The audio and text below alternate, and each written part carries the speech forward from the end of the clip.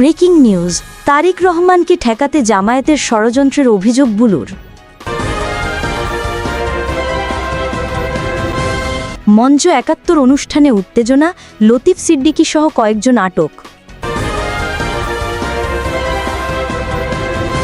PR পদ্ধতি নিয়ে রাজনৈতিক দলগুলোর হুমকি, অভিযোগ মির্জা ফখরুলের।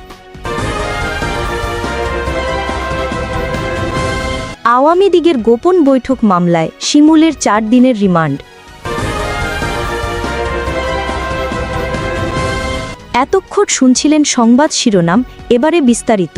Breaking news. বিএনপি মহাসচিব মির্জা ফখরুল ইসলাম আলমগীর অভিযোগ করেছেন, আগামী জাতীয় সংসদ নির্বাচনে সংখ্যানুপাতিক প্রতিনিধিত্ব বা পিআর পদ্ধতি নিয়ে কিছু রাজনৈতিক দল ভয়ঙ্কর হুমকি দিচ্ছে এবং অত্যন্ত জোরাজোরি করছে। বুধবার রাজধানীর জাতীয় প্রেস ক্লাবের জহুর হোসেন চৌধুরী হলে বর্ষিয়ান রাজনীতিক কাজী জাফর আহমেদের ১০ম মৃত্যুবার্ষিকী উপলক্ষে আয়োজিত সভায় তিনি কথা বলেন। ফখরুল অভিযোগ করেন, আওয়ামী লীগ দেশের সব কিছু ধ্বংস করে দিয়েছে, নষ্ট করেছে, মানুষের মন মানসিকতাও পরিবর্তন হয়ে গেছে। তিনি বলেন, কোনোদিন রাজনীতিতে হতাশ হইনি, সবসময় সবাইকে সাহস দিয়েছি, তবে এখন হতাশার ছায়া দেখা যাচ্ছে। তিনি ক্ষোভ প্রকাশ করে বলেন, যেদিকে তাকাই দেখি দুর্নীতি, দুর্নীতি আর দুর্নীতি। আগে ঘুষ দিতে লাগতো ১ লাখ টাকা, এখন দিতে হয় ৫ লাখ। কোনো অফিস আদালতে যাওয়া যায় না ঘুষ ছাড়া।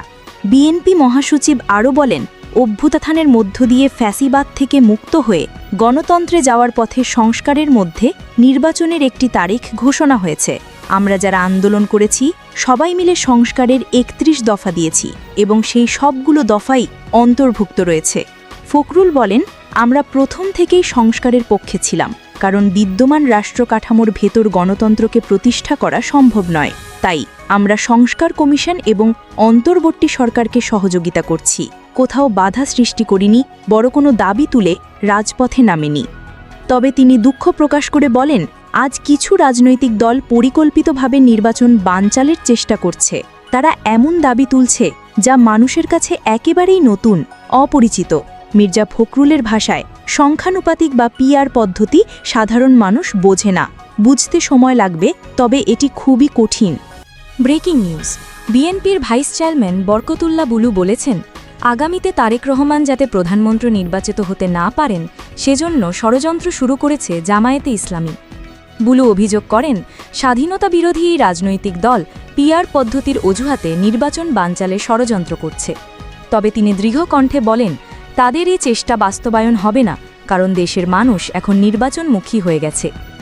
বুধবার সন্ধ্যায় কুমিল্লার ১৪ গ্রাম এইচজে মডেল সরকারি পাইলট উচ্চ বিদ্যালয় মাঠে উপজেলা ও পৌর বিএনপির দ্বিবার্ষিক সম্মেলনে প্রধান অতিথির বক্তব্যে তিনি এ মন্তব্য করেন। তিনি বলেন, পিআর টিআর বুঝি না, আগে যে পদ্ধতিতে নির্বাচন হয়েছে সেই পদ্ধতিতেই জাতীয় সংসদ নির্বাচন হতে হবে, অন্যথায় দেশের মানুষ প্রতিরোধ গড়ে তুলবে। বুলু স্মরণ করিয়ে দেন, ১৯৯৬ সালে জামায়াত আওয়ামী লীগের সঙ্গে জোট করে দেশে ১৭৩ দিন হরতাল পালন করেছিল। খালেদা জিয়ার বিরুদ্ধে নির্বাচনে দাঁড়িয়ে তারা মাত্র ৩টি আসনে জয় পেয়েছিল। তিনি আরও বলেন, ১৯৪৭ সালে জামায়াত পাকিস্তানের পক্ষে ভোট দেয়নি, তারা অবিভক্ত ভারতের পক্ষে ভোট দিয়েছিল। তাই জামায়াত কখনো দেশের পক্ষে থাকে না, বরং সবসময় দেশের বিপক্ষে কাজ করে। বর্তমান নির্বাচন নিয়েও তারা ষড়যন্ত্রের অংশ হিসাবে পিআর পদ্ধতিকে সামনে এনেছে। বরকতুল্লাহ বুলু বলেন, ড ইউনূস দেশের জনগণের কথা বুঝতে পেরে আগামী ফেব্রুয়ারিতে জাতীয় সংসদ নির্বাচন ঘোষণা দিয়েছেন। তিনি আশা প্রকাশ করেন, নির্ধারিত সময়েই নির্বাচন অনুষ্ঠিত হবে। একটি নির্বাচিত সরকারই দেশে শৃঙ্খলা ফিরিয়ে আনতে পারবে। তিনি আরও বলেন, নির্বাচিত সরকার ছাড়া দেশে সুশাসন আসবে না। নির্বাচিত সরকার ক্ষমতায় গ্রহণ করলে আওয়ামী লীগের আমলে পাচারকৃত অর্থ দেশে ফেরত আনা সম্ভব হবে। বুলু জোর দিয়ে বলেন, খালেদা জিয়ার মতো নেত্রী আর হয় না, একমাত্র খালেদা জিয়া দেশের জন্য নিজের জীবন বিসর্জন দিতে প্রস্তুত। তিনি অভিযোগ করেন, শেখ হাসিনা খালেদা জিয়াকে জেলে নিয়ে স্লো পয়জন দিয়ে হত্যার চেষ্টা করেছে। এ সময় তিনি জিয়াউর রহমানের অবদানের কথা স্মরণ করে বলেন, ১৯৭১ সালের ২৭ মার্চ স্বাধীনতার ঘোষণা দিয়ে তিনি দেশকে একটি পূর্ণাঙ্গ মানচিত্র উপহার দিয়েছিলেন।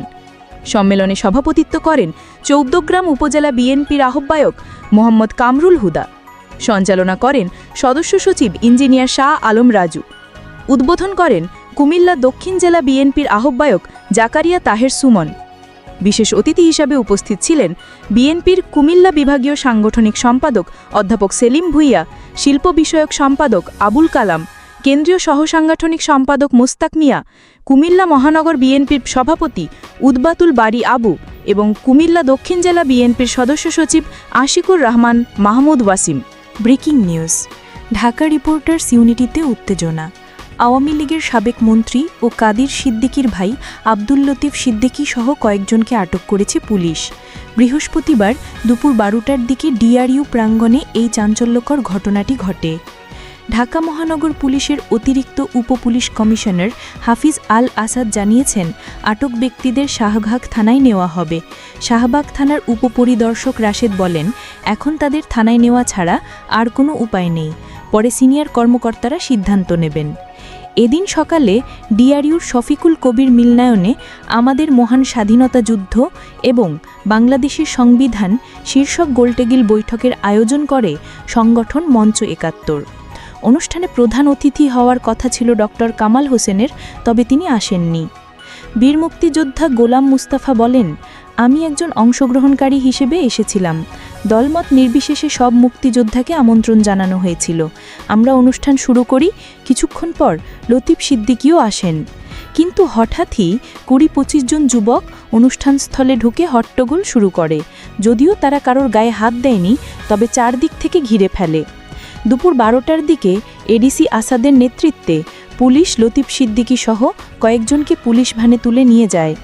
প্রত্যক্ষদর্শীরা জানান, জুলাই যোদ্ধা ব্যানারে আল আমিন রাসেলের নেতৃত্বে কিছু যুবক অনুষ্ঠানস্থলে প্রবেশ করে, উপস্থিত নেতাদের অবরুদ্ধ করে রাখে এবং পরে পুলিশের হাতে তুলে দেয়।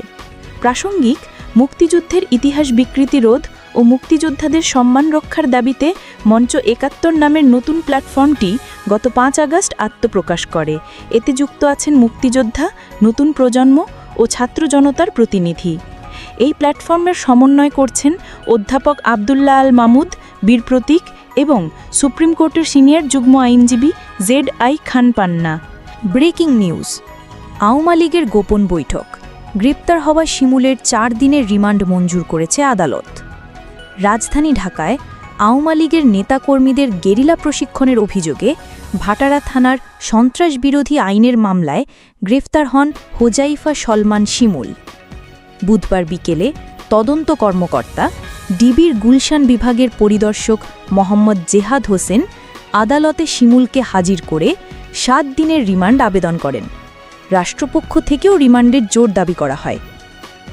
তবে শুনানি শেষে ঢাকার মেট্রোপলিটন ম্যাজিস্ট্রেট আরিফুল ইসলামের আদালত 4 দিনের রিমান্ড মঞ্জুর করেন। বিষয়টি নিশ্চিত করেছেন অতিরিক্ত পাবলিক প্রসিকিউটর মোহাম্মদ শামসুদ্দোহা সুমন। মামলার অভিযোগে বলা হয়, গত 8ই জুলাই বসুন্ধরা সংলগ্ন কেবি কনভেনশন সেন্টারে নিষিদ্ধ ছাত্রলীগ একটি গোপন বৈঠকের আয়োজন করে। সকাল 10টা থেকে সন্ধ্যা পর্যন্ত চলে এই বৈঠক। সেখানে অংশ নেয় 300 থেকে 400 জন। তাদের মধ্যে ছিলেন নিষিদ্ধ ছাত্রলীগ, আওয়ামী লীগের নেতাকর্মী এবং অবসরপ্রাপ্ত সরকারি কর্মচারীরাও। তারা বৈঠকে সরকার বিরোধী স্লোগানও দেন। পরিকল্পনায় বলা হয়, ক্ষমতাচ্যুত প্রধানমন্ত্রী শেখ হাসিনার নির্দেশ পেলেই সারা দেশ থেকে লোকজন ঢাকায় সমবেত হবেন। তারা ঢাকার শাহবাগ মোড় দখল করে অস্থিতিশীল পরিস্থিতি তৈরি করবেন, আতঙ্ক ছড়াবেন এবং শেখ হাসিনার প্রত্যাবর্তন নিশ্চিত করবেন। ওই ঘটনায় গত 13ই জুলাই ভাটারা থানার উপপরিদর্শক জ্যোতির্ময় মণ্ডল সন্ত্রাস বিরোধী আইনে মামলা করেন। এ মামলায় মেজর সাদিকুলের স্ত্রী সুমাইয়া জাফরিন সহ আরও অনেকে রিমান্ড শেষে বর্তমানে কারাগারে আটক আছেন।